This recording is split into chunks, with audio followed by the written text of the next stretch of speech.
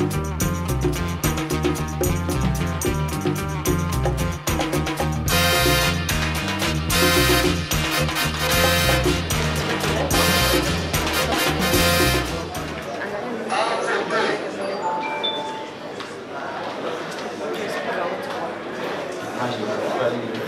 ne connais pas lire. Ok. Si tu ne connais Eh bien, là, j'insère quelqu'un de vote. J'attends encore un peu. Il y a un tableau. C'est pour l'élection présidentielle. Il y a des photos qui s'affichent, mais je connais seulement le numéro 3. J'appuie alors sur la photo. Je confirme avec le bouton vert. On passe à l'élection législative nationale. Je connais, c'est le numéro 5. J'appuie sur la touche 5. Il y a, on affiche 5, 50 et 51. Moi, c'est 50. Je clique sur 50.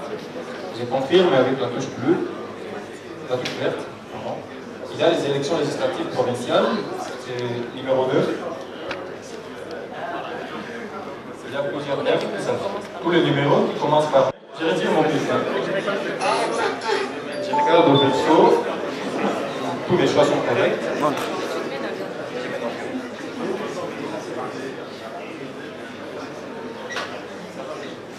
le bureau de vote. C'est un monsieur qui ne sait pas lire. Okay. Papa, en premier, on va te montrer les candidats pour l'élection présidentielle. Où tu as quoi le président Wako la peine. Ok, là, tu l'as parlé par photo à président Wako. Et pour la confirmer, le bouton est vert. Il t'a connu sur ma photo, il y a des candidats députés nationaux. Voilà, tu l'as le communion au Natchako. On a confirmé vert. Et puis, tu as pité pour les députés provinciaux. Tu as sur ma photo. Comme on a moyen, on a pas de Tchako, regarde tout le monde est parlé. On a confirmé couvert, comme le bouton est là pour rouge. Et puis on a tout la machine de payer ta touche à bulletin.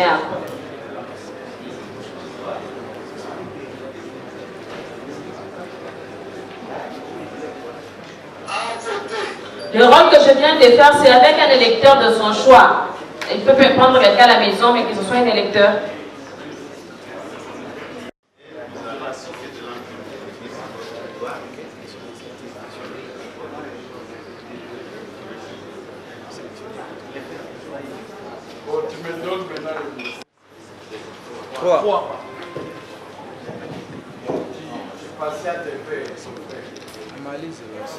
C'est supposé, l'État va...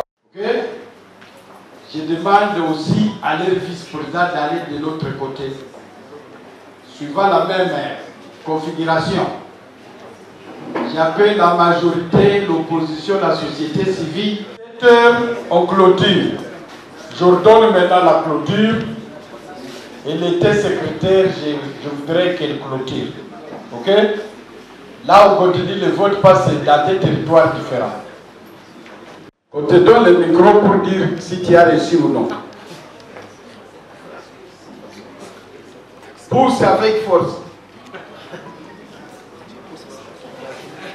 Je pousse avec force. Et ça fait quoi? Ça ne bouge pas. Donc il n'y a pas courage. Applaudissez donc cette machine-là. Je demande à celui de la majorité de venir voter. Parce que c'est ça la sensibilisation dont vous parlez. Et vous voyez, nous bloquons maintenant.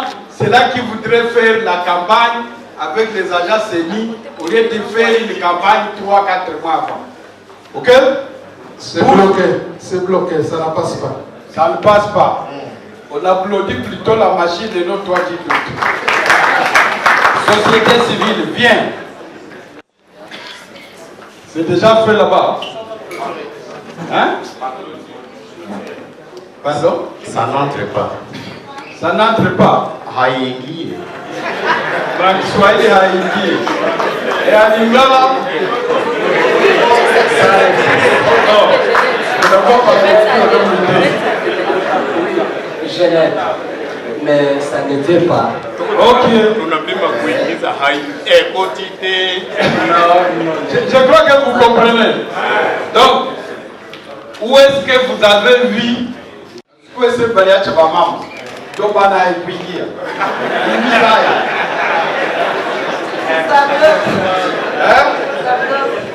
C'est qui? Bon, alors essayons de l'autre côté. Maintenant, vous avez vu que tout pour les amener au chef de quartier, pour les amener à l'AFDC, à OPPRD, à l'UTPS, à l'UNC, vous comprenez là? Maintenant, les bureaux de vote se transforment en bureau de dépouillement. C'est-à-dire quoi? Nous allons prendre deux choses. La première, on va vous imprimer les résultats d'une façon automatique comme on fait pour une imprimante, quoi. Ok? Et là-bas, on va les compter manuellement. Et vous verrez que le vote manuel et le vote imprimé seront les mêmes. C'est ça la transparence. Et je voudrais que cela se fasse maintenant. Et vous les coupez avec les ciseaux. Je crois que me fait comprendre. En les coupant, vous allez commencer le comptage comme dans l'ancien système, quoi. Et c'est ça, les dépouillements manuels et les dépouillements automatiques ou imprimés. Mais ce que vous pouvez encore avoir comme avantage, c'est seulement l'impression des PV pour ceux qui veulent en avoir. Parce que cette fois-ci, on ne veut pas avoir des témoins qui disent vous aviez 800 voix. Pourtant, ils n'ont rien comme PV. Je crois qu'il me fait comprendre.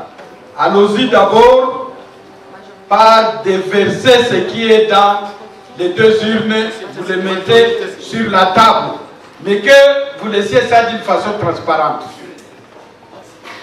Ok? On va donner les imprimés à des personnes.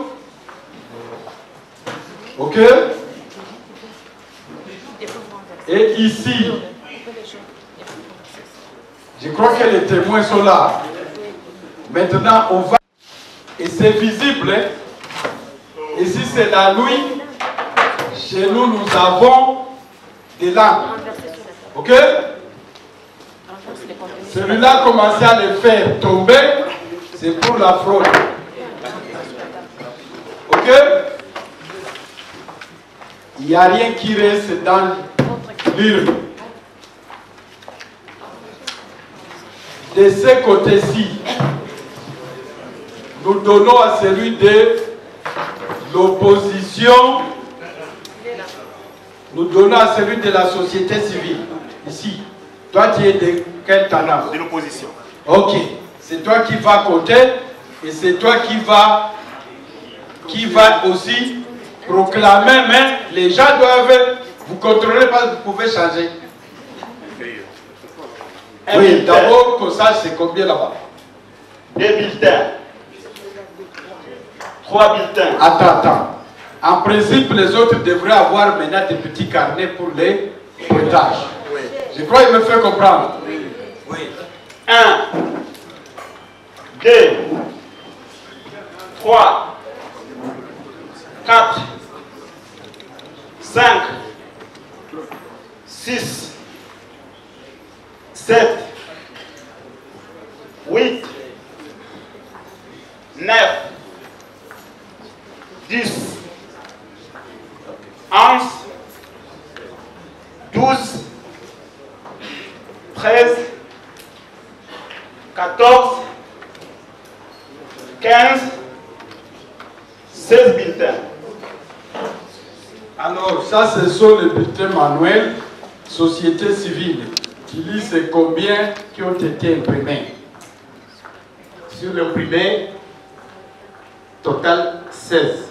Vous voyez que les manuels et l'imprimé correspondent. Est-ce qu'il y a fraude là-bas? Suffrage, on applaudit d'abord ça, c'est coïncidence. Ça, on n'a pas eu en 2006 et en 2011. Ça met fin au doute. Parce que vous partez avec ça maintenant. Vas-y.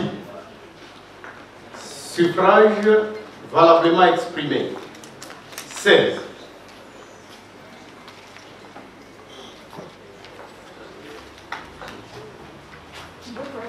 Taux de participation. 264%. Bulletin blanc. Comment 260? 2, peut-être. 2,64%. C'est comme ça qu'on vole. Je l'ai fait exprès.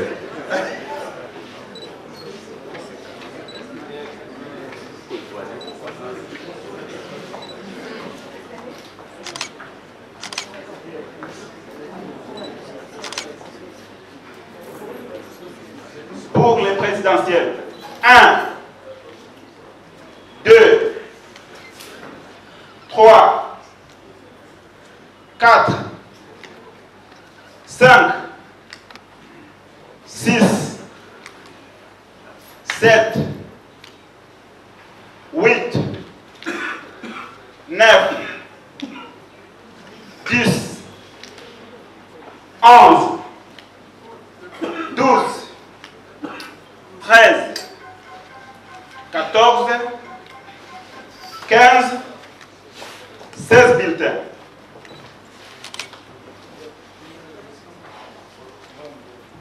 Oui. C'est la même chose qu'on peut faire pour les provinciales et pour les législatives nationales. Maintenant, nous passons presque à la proclamation. Pas la proclamation maintenant, on va voir qui a gagné beaucoup au présidentiel. Et là-bas, ils vont le faire. ANC, parti politique ANC. Andeka Djamba Jean. Non, c'est pas comme ça. Celui qui a dit une voix, c'est tôt. Il faut d'abord regrouper les bulletins selon les noms. Hein? Et on va dépouiller après. Numéro 9. Idemo Mobutu Nzanga François Joseph.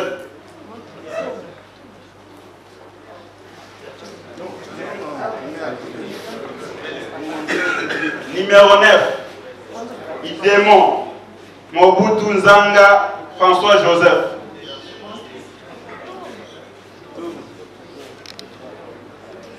Numéro 11. Tshisekedi Wamulumba Etienne. IGPS.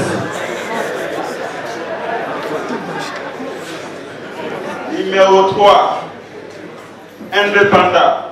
Kabila Kabange Joseph.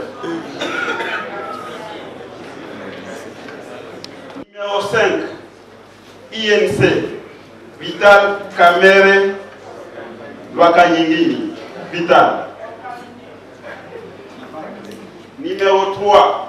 Indépendant. Kabila Kabange Joseph. Numéro 1. ANC. Andeka. Résultat. Numéro 5.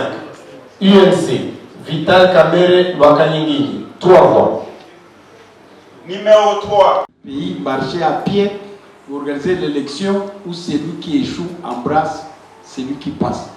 C'est une fierté ici, papa. Ok? Mais c'est déjà une fierté que quelqu'un qui proclame Vital là-bas, d'autres proclament qui passe là-bas. C'est déjà bon, non? Moi, je crois que... Merci beaucoup pour la parole. Moi, c'est Madame Pauline Ouamaria. Pauline Ouamaria. Moi, je voudrais seulement avoir des éclaircissements. J'étais parmi ceux-là qui ont voté. Mais là, je me dis, si à la sortie du bulletin, je me suis trompée sur soit mon candidat national ou provincial, et qu'en vérifiant le bulletin, ce n'est pas ce monsieur ou cette dame que j'allais voter. Comment on va considérer ce bulletin? Deuxièmement, c'est peut-être une suggestion. Ce sont des bonnes informations que nous venons de recevoir, mais y a-t-il moyen que la CENI continue à sensibiliser, parce que nous avons besoin que notre population connaisse de plus mais aussi pour ceux-là qui ne voient pas, les aveugles. Comment ils le feront? Est-ce qu'ils entreront avec des gens qui peuvent les orienter? Ou c'est comment? Merci. Tu ouvriras la page 10 et tu liras l'article 58 après. Et tu peux aller t'asseoir. Au nom de Rajabou Djouma David. Qui ça? Rajabou Djouma David. Rajabou. Tu as peur de parler? Non, non.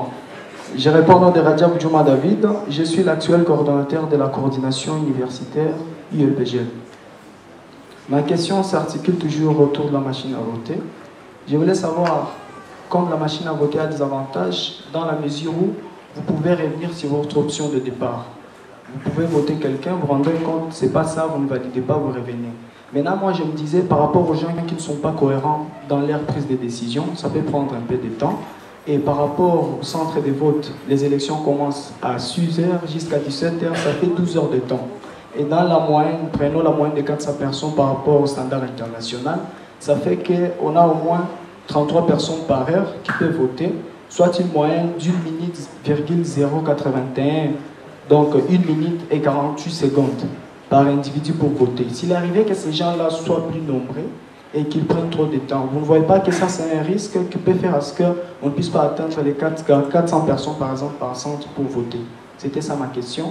Et en deuxième lieu, je voulais aussi, c'est une demande comme vous venez de faire la dame qui m'a précédé, dans les cas de sensibilisation, vraiment les milieux universitaires, entre autres, nous avons une potentialité cible pour faire cette sensibilisation, pour éradiquer cette confusion entretenue depuis longtemps dans la jeunesse. Nous disons nous remercions. Je suis panafricain du mouvement citoyen Loutier de Afrique. En fait, monsieur le président, le vice-président de la série, je trouve que c'est possible de tricher, puisqu'il y a le bulletin chargé pour ouvrir. Donc à n'importe quand on peut ouvrir, à n'importe quand on peut fermer. Alors, mais aussi, je voulais vous demander, puisqu'il y a eu beaucoup de contraintes que vous avez mis, et je trouve que ces contraintes, c'est pour maintenir celui qui est au pouvoir. Sinon, moi, je ne comprends pas, puisque vous avez dit, il faut qu'il y ait une bonne sécurité. Qu'est-ce que vous avez conseillé au gouvernement en fait qu'il y ait une bonne sécurité pour que nous ayons des élections? Alors, je voulais aussi demander,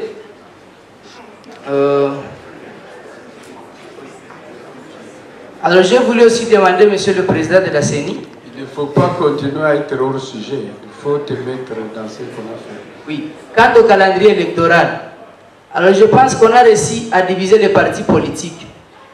Pensez-vous que dans moins de 12 mois, nous restons avec 10 mois, vous allez réussir à trouver une liste actualisée de partis politiques?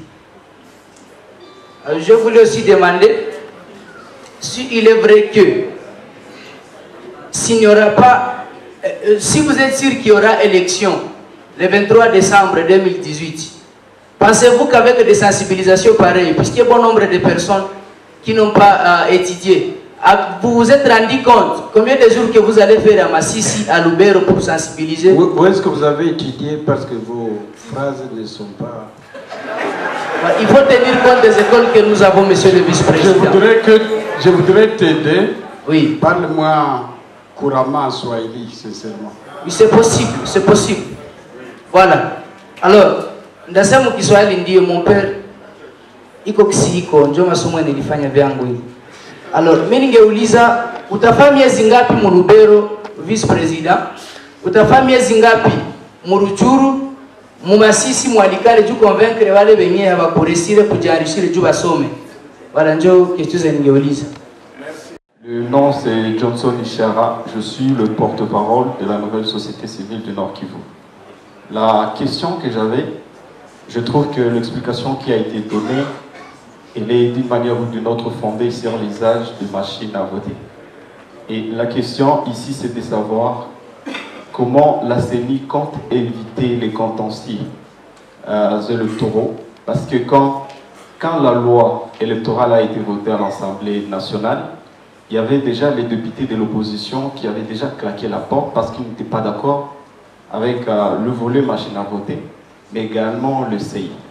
Et maintenant qu'on va utiliser cette machine, est-ce que comptez-vous faire l'approche vers ces opposants pour qu'ils comprennent comment ces machines sont utilisées? Je suis également porteur d'une question que les jeunes m'ont demandé de vous poser. Heureusement que j'ai eu le privilège de vous poser cette question. C'est conformément à la carte d'électeur que nous détenons. La carte d'électeur de la fois passée, on écrivait sur son titre « carte d'électeur », mais on ajoutait également la mention carte d'identité provisoire. Tient lieu des cartes. Oui, tient lieu des cartes d'identité provisoire. C'est ma phrase de 2005. D'accord. Alors le jeune veut comprendre, étant donné que personne ici n'a même une pièce d'identité, lui reconnaissant d'être congolais, avez-vous eu des arrangements avec le ministère de l'Intérieur pour supprimer cette mention tient lieu des cartes d'identité? C'est une bonne question. Parce que sur cette nouvelle carte, il n'y a pas cette mention-là. Merci. À tous les jeunes qui voulaient comprendre, qu'il vous plaise de répondre à cette question avec plus d'agilité. Merci beaucoup. Ayez l'amabilité de libérer les micros pour que je suive. Jean Fikiri. Oui, je suis Fikiri John. John, hein? Oui. Ici, c'est Jean, c'est mauvais. Non, ce n'est pas mauvais, c'est toujours la même chose. Allons-y. J'ai juste 3 petites questions. La première, selon les explications que vous nous avez faites juste au début, vous nous avez dit que dans les élections qui se sont passées, les 2 tours derniers, il y a eu des fraudes et consorts, des vols de candidatures et consorts. Maintenant, je voudrais juste savoir, est-ce que ces gens-là qui avaient travaillé dans la CENI avaient eu une punition quelconque ou ils n'œuvrent plus en CENI conformément aux fautes commises? La deuxième petite question, si le nombre de bulletins manuels ne sont pas conformes au nombre de bulletins automatiques, quel sera le nombre qui peut être considérable?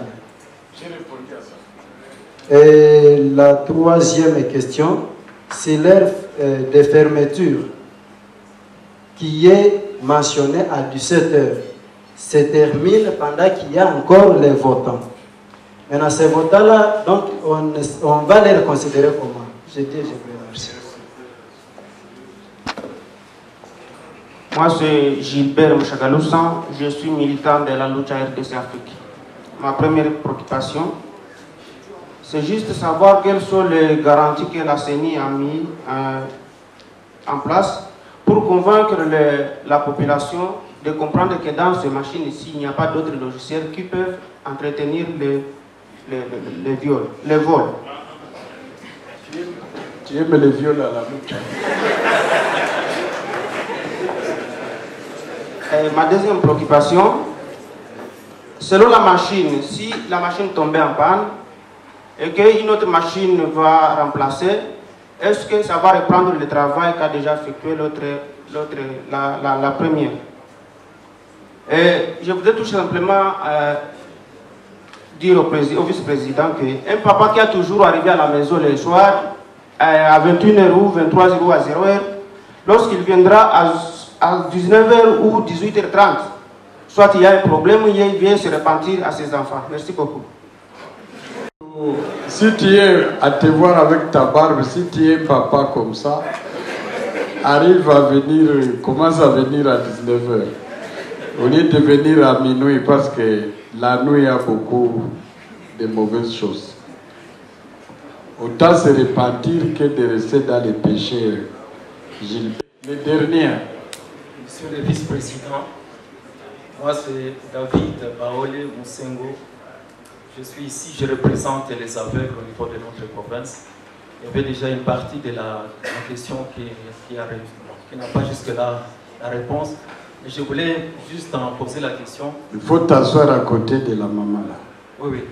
Je voulais savoir si vous avez prévu, comme c'est déjà un outil informatique, est-ce que l'outil a prévu le système Braille pour que nos aveugles qui ont étudié ce système puissent se voter sans se faire accompagner nécessairement.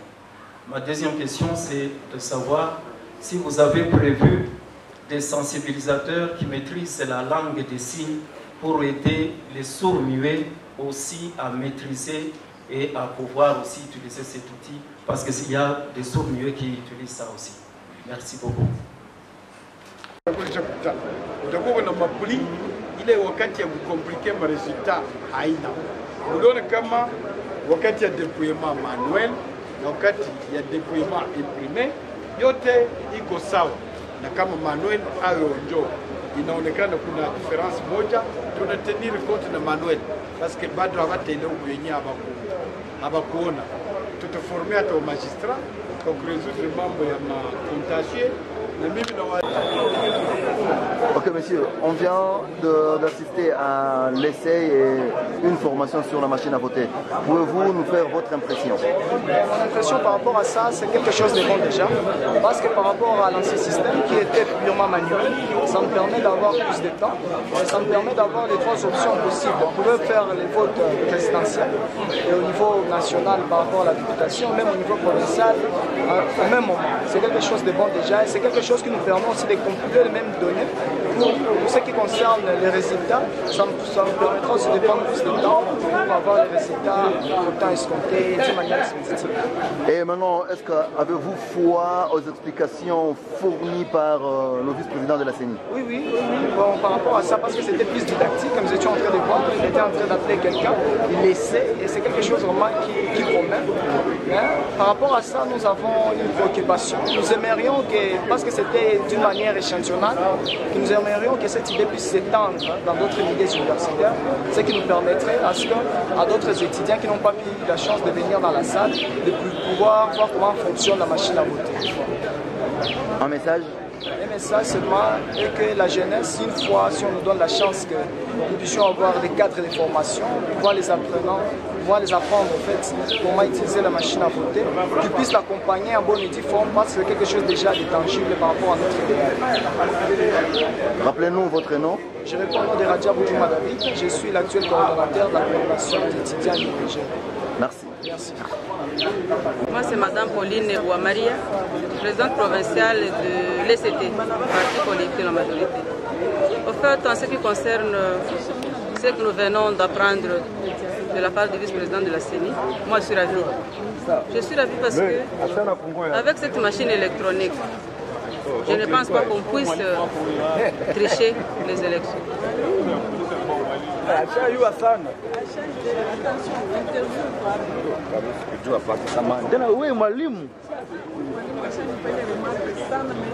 Oui, bon, on recommence.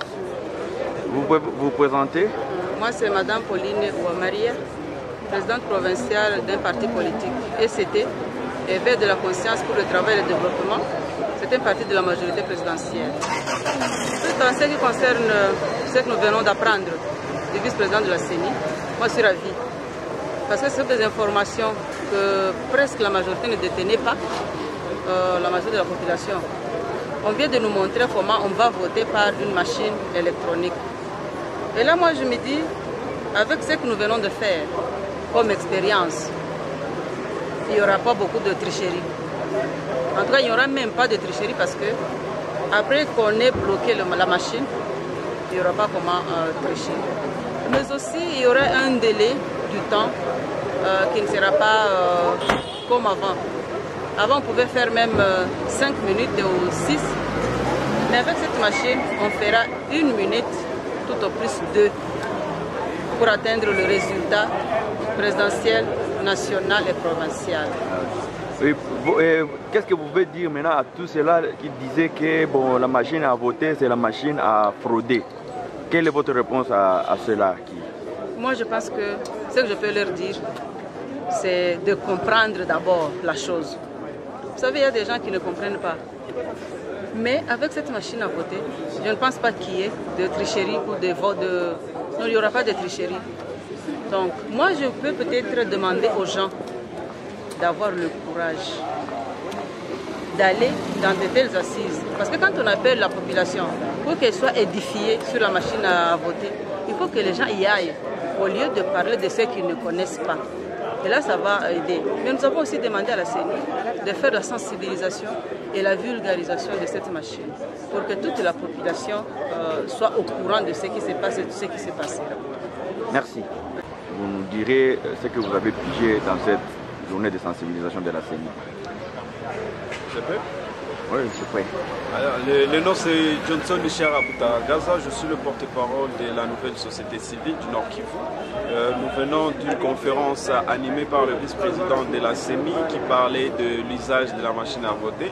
Et nos impressions restent partagées, c'est-à-dire d'une part, on est d'accord que pour réduire le coût ou le poids des matériels utilisés dans le processus, c'est bien bon qu'on utilise une machine qui réduit le poids de matériel en termes de logistique. On est tout à fait d'accord qu'il est important de réduire également ce mouvement dans un centre d'enrôlement où aura lieu également l'élection, où il y a plus de souplesse et de rapidité, et donc les électeurs peuvent être bien servis et mieux servis avec cette rapidité. On est également tout à fait d'accord qu'on peut bien, à ce siècle, chercher à moderniser le système électoral, où on doit également se ranger dans la bataille de la nouvelle technologie. Ça, on est d'accord. Mais de l'autre côté, où les questions surgissent, c'est lorsque on peut vouloir d'abord appliquer utiliser le même machine, sachant que nous sommes dans un processus électoral où sa fondation est basée sur le consensus. L'opposition, la majorité, la société civile doivent parler un seul langage sur le mode de déroulement des élections. Mais déjà, l'opposition n'est pas d'accord et n'était pas d'accord avec l'utilisation de la machine. Et c'était ça notre inquiétude. La loi la loi électorale a été votée à l'absence des opposants. Déjà, c'est un conflit au départ. Or, on souhaiterait que le conflit soit d'abord balayé au début pour que le processus soit apaisé. Et nous voulions, si nos opposants, si la majorité se mettaient d'accord avec ce processus, qu'enfin, il arque vite les mobilisateurs, les sensibilisateurs et les éducateurs électoraux au niveau de base pour que la population soit déjà préparée, sachant qu'on a un pourcentage très important d'analphabètes. Et donc, ils doivent être déjà préparés. Si c'est le mode qui a été choisi. Et à cela que nous avons également demandé aux politiciens, ils doivent maintenant chercher à faire un effort de ne plus trop déranger, mais se préparer pour une bataille d'alternance. Et cette bataille doit être menée que lorsqu'on prépare également la population à se lancer dans ces combats. D'une façon particulière, vous êtes en tant qu'individu, vous avez participé à cet échange dont on vous a montré comment cette machine va fonctionner. Quel est votre sentiment en tant qu'un citoyen lambda en dehors des regroupements, soit de la société civile ou de la politique? Bon, moi je pense que le sentiment est là. Le sentiment, si au-delà de la bonne foi ou de la mauvaise foi de la CENI par rapport à l'utilisation de cette machine, moi je pense que c'est un outil qu'il faut plus s'approprier, c'est-à-dire c'est un bon outil parce que ça réduit le mouvement, mais aussi ça vous prouve que vous êtes vraiment responsable du choix que vous faites.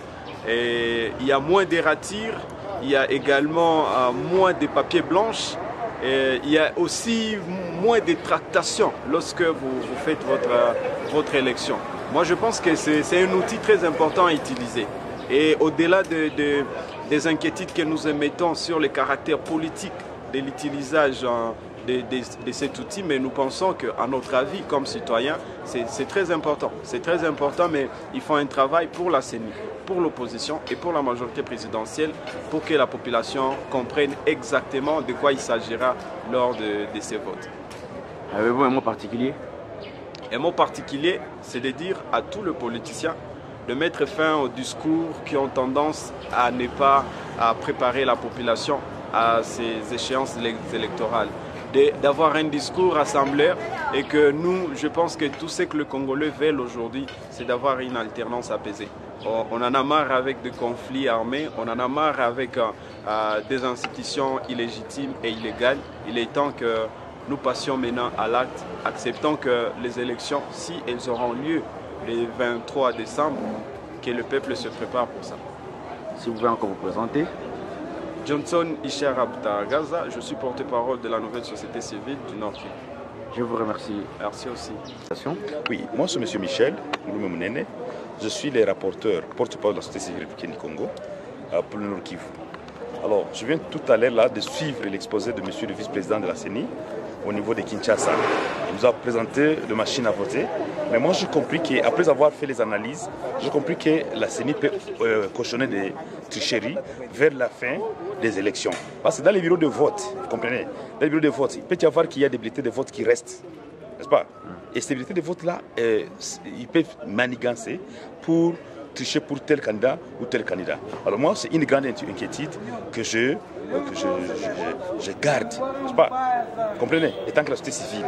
Et avec ça, je trouve que ce n'est pas aussi normal parce qu'il y a des femmes, hein, des analphabètes, au niveau des territoires, au niveau des villages, qui ne seront pas en mesure, n'est-ce pas, de venir voter, parce qu'ils auront d'abord peur de venir voter, et aussi, comme ils ne vont pas peut-être maîtriser ces machines-là, parce qu'il y a des femmes qui ne connaissent même pas les ordinateurs.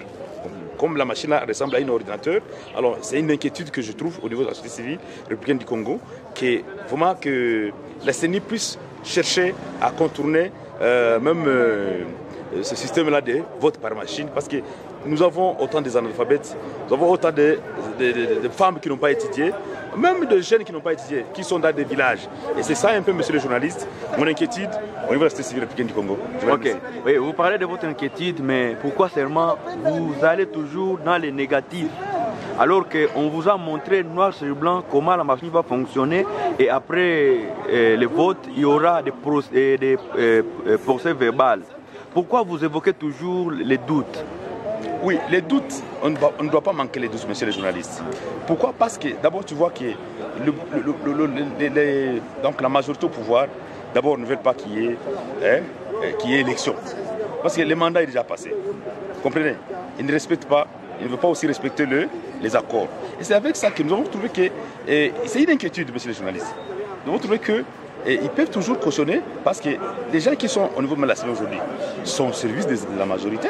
Nous avons trouvé qu'ils sont parce qu'ils devraient respecter les déshydratats de la population, de la société civile. Vous comprenez, monsieur le journaliste? Et c'est avec ça que nous avons compris qu'ils peuvent encore occasionner qu'il y a tricherie pour maintenir, toujours continuer à maintenir les gens de la majorité au pouvoir. Et pourtant, la population aujourd'hui crie, hein, il réclame haut et fort, n'est-ce pas, pour qu'il y ait changement, pour qu'il y ait compensation du pouvoir pour l'année le 23 décembre 2018. C'est un peu ça, monsieur le journaliste. Donc c'est une inquiétude que nous avons. Oui, oui. Mais là, vous mettez peut-être la charrue devant le bœuf. Souvent vous dénoncez maintenant que les élections sont en train de se préparer. Oui. Est-ce que ne trouvez-vous pas que vous êtes en train de perdre le temps et puis vous donnez la chance à cette majorité au pouvoir de continuer à y demeurer? Donc vous lui donnez le carton, le feu vert de continuer à demeurer au pouvoir avec vos contestations qui, des fois, vous voyez déjà la machine en marche et puis vous... Oui, notre souci, monsieur le journaliste, est que nous puissions avoir des élections crédibles, n'est-ce pas? N'est-ce pas? Que la population puisse se choisir ses nouveaux dirigeants, n'est-ce pas? Parmi la population. Mais c'est que nous avons trouvé qu'au niveau du bureau de la CENI, à Kinshasa, hein, il y a des membres de la CENI qui sont derrière le pouvoir. Vous comprenez? Et c'est avec ça que nous avons des doutes. On ne doit pas manquer de doutes quand on voit comment ils n'ont pas d'abord respecté les programmes des élections en 2017, en 2016-2017. Parce que c'était prévu qu'on puisse avoir les élections en 2016, n'est-ce pas? Vous connaissez ça. Vous avez beaucoup d'informations plus que moi, monsieur le journaliste. Et c'est avec ça que nous avons compris que pourquoi ils ont encore amené les machines. Pourtant, les peuples congolais ne sont pas encore dans ce système-là de machines. Ils n'ont pas encore voté dans les systèmes de machines. C'est pourquoi nous avons l'inquiétude, monsieur le journaliste, que je viens de voir ici à l'auteur et aussi qu'ils peuvent encore cautionner pour que les membres de la majorité présidentielle puissent tricher.